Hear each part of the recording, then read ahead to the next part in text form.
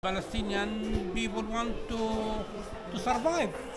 我在这边认识的一个大哥叫 Fatin， 是通过一个意大利记者认识的，然后他带我逛一逛，就我想问他一些关于巴勒斯坦现在问题。Fatin, I just about a few questions about right now the situation. Yes, the situation in West Bank in general. West Bank consisted of many cities. The most prominent one called Ramallah, which is adjacent to the Jerusalem city, Al-Quds. Of course, all the time we complain of checkpoints, especially after the 7th October. If you move from one city to another, sometimes you wasted 1 hour, 2 hours, 4 hours. Sometimes it's open, depends on the mood of the soldiers and the general situation. You know, Israel and Palestinians in Gaza are on war since 7 October. Things complicated. Now, the prominent problems in Palestinian mindset, two things. Jobless people increased because no one can have an access to work in Israel due to checkpoints, and in general prohibited to go to Israel because no license for anyone, no license at all to go for work. The other issue, employees or the staff working in the Palestinian Authority since around 7 months take only half of their salaries. Someone told me zero. No, it's a half. In some months, yes, zero. Some months. But the previous one, half of the salary. The month before, also half of the salary. And imagine if you take the whole salary, it's very poor. So imagine you take half of the poor salary. So many people now in economic crisis. We have to pay for universities for our daughters and sons. We have to pay for our daily survival issues like electricity, water, food, and family expenses. People in West Bank all now complaining of financial issues. You cannot find any single family who does not complain. All people complain. You know that we are in the West Bank my authority, the Palestinian Authority, gain the money through the fund, through the international fund. And since 7 October, the international fund decreased. And we can say eliminated, no fund at all that we can see. And our authority, our government struggle to gain some funds from the Arab League, from the Islamic countries, from the EU. But all the time, we have also a problem with Israel side because we have clearance. We have agreements with Israel that any product on the border coming to West Bank or coming to Israel, we have part of the amount of the money.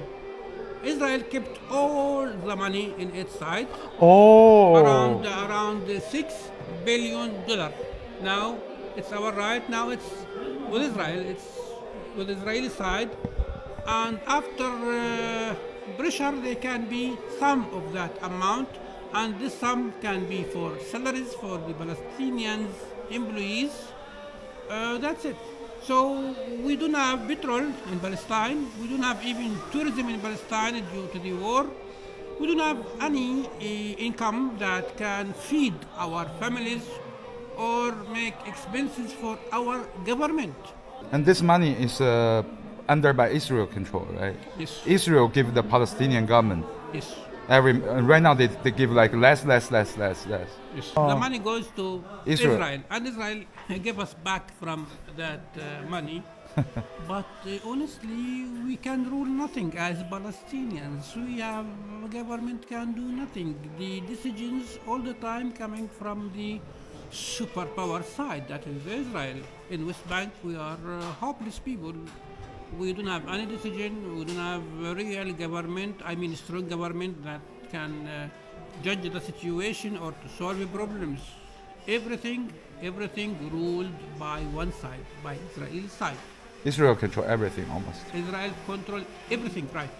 They can do whatever they want, and other point, they does not, they don't take care, or they don't care of international law or human rights or such sentences that nobility about human rights, about UN decisions. No one cares. Because many people work in Israel, right? Yeah.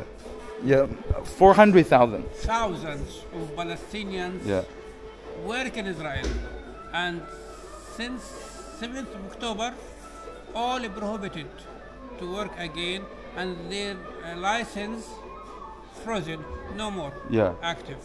How many Palestinian workers there? 400,000 total, right? I hear about it. I don't know the number, but at least 60,000. At least, okay. 60,000.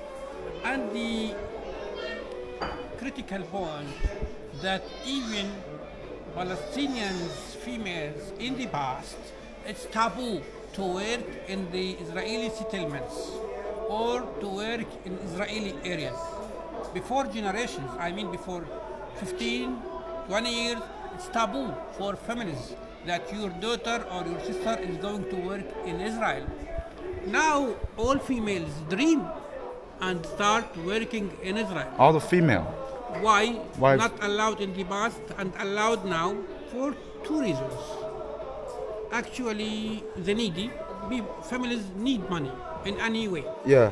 So, according to the traditions, our traditions, to keep your females not working, but because Israel paid, let's say, a huge amount of money as salaries. Yeah. If you gain 100 in West Bank, you gain maybe 400 or 500 sometimes in Israel. Per day. So, per day. Yeah. So, this amount seduce some Palestinians, male and female, to dream to work.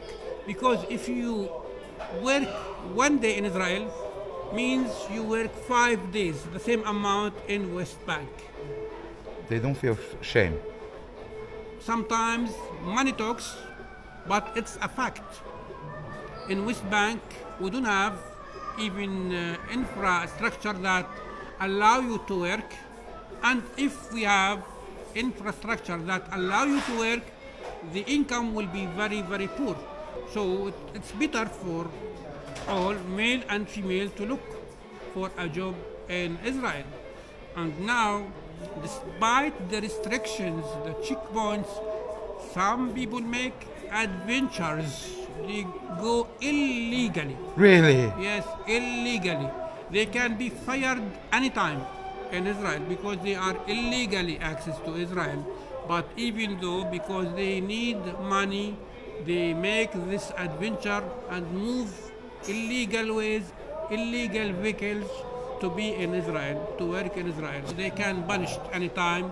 They can even killed anytime. Because they are illegal. Illegal, yeah. Even if they have, let's say, a work case, injured or fell down from a building, no insurance. Oh, yeah, right.